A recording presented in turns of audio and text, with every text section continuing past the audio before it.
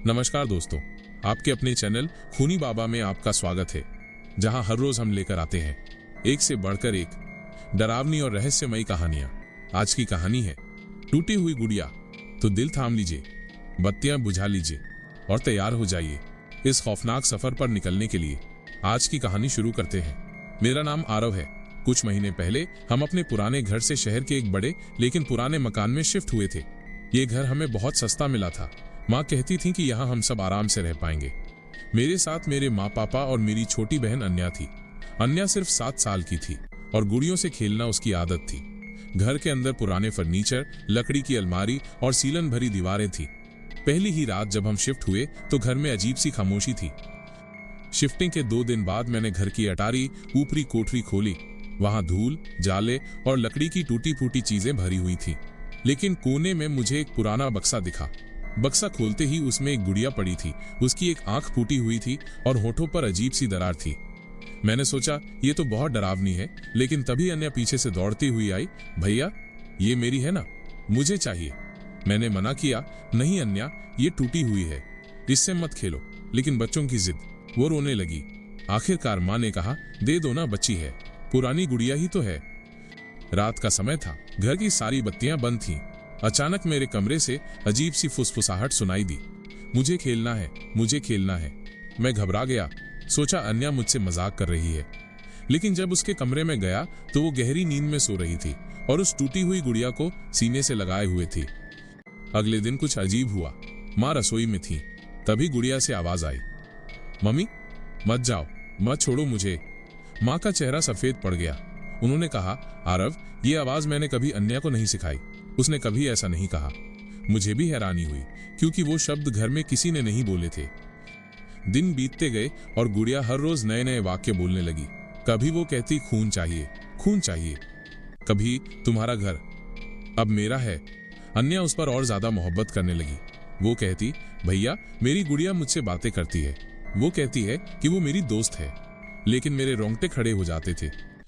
रात के लगभग 2 बजे थे। मैं अपने कमरे में पढ़ रहा था। तभी अचानक घर में खिलखिलाने की आवाज गूंजी। वो अन्या की हंसी नहीं थी।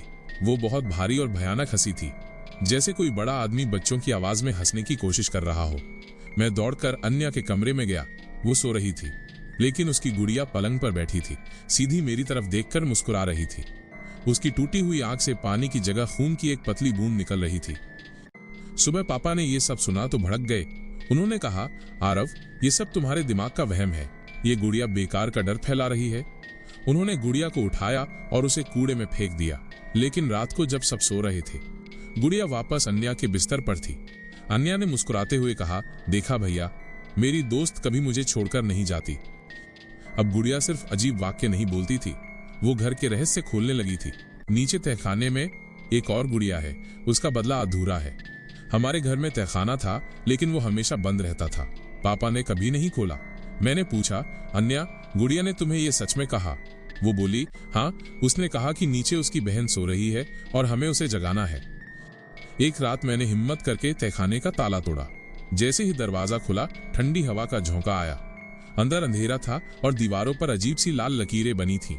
नीचे एक कोने में पुराना लकड़ी का बॉक्स रखा था और उस बॉक्स पर खून से लिखा था, मत खोलो वरना मौत आएगी। मैंने डरते हुए बॉक्स को छूना चाहा, तभी पीछे से वही फुसफुसाहट गूंजी, खोल दो, मेरी बहन को बाहर निकालो।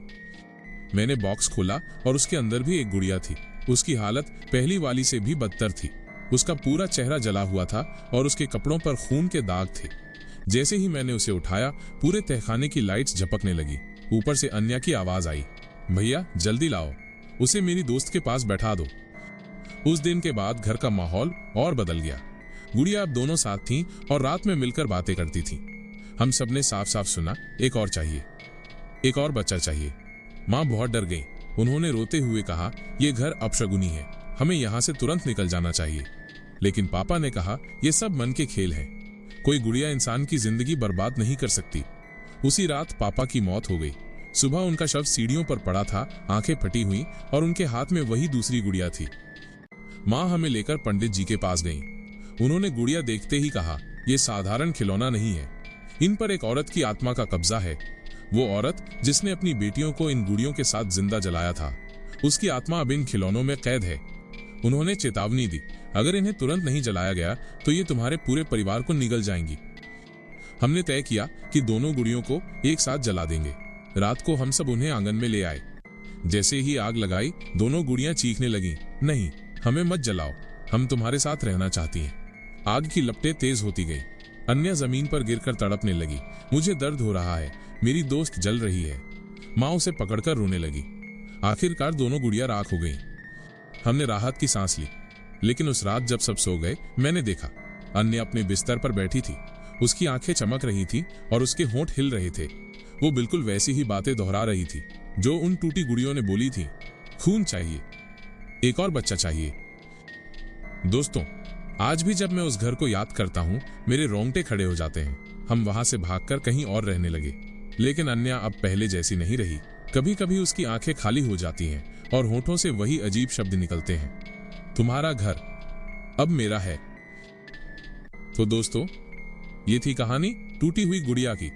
सोचिए, एक खिलौना जिसे हम बच्चों का सबसे प्यारा साथी मानते हैं, अगर वही खिलौना हमारी मौत का कारण बन जाए तो क्या आप अपने घर में रखी पुरानी गुड़ियों को अब भी सुरक्षित समझेंगे? क्योंकि कौन जानता है, उनकी आंखों के पीछे कोई और ही दुनिया छिपी हो।